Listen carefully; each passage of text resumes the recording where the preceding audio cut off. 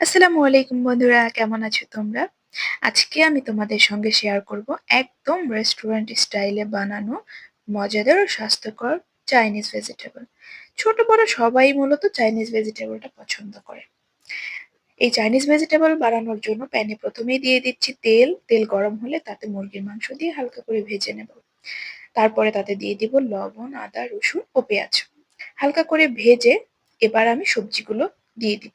সবজি হিসেবে এখানে ব্যবহার করেছি আমি গাজর, পেঁপে, ক্যাপসিকাম, টমেটো ও আলু।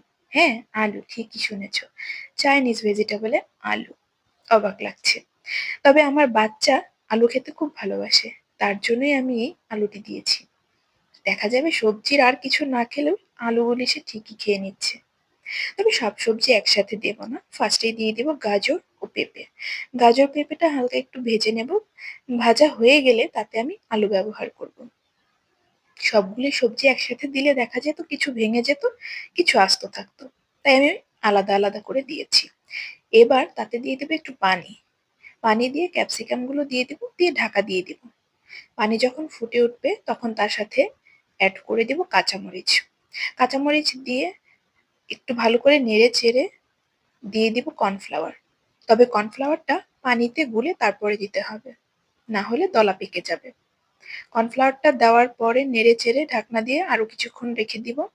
যখন ঝোলটা গাঢ় হয়ে যাবে তখন নামিয়ে ফেললেই তৈরি হয়ে গেল এই চাইনিজ ভেজিটেবলটি। চাইনিজ ভেজিটেবল ভাত, রুটি কিংবা পোলাও সবকিছুর সাথেই ভালো লাগে। গরম গরম পরিবেশন করলে খেতে দারুণ হয়।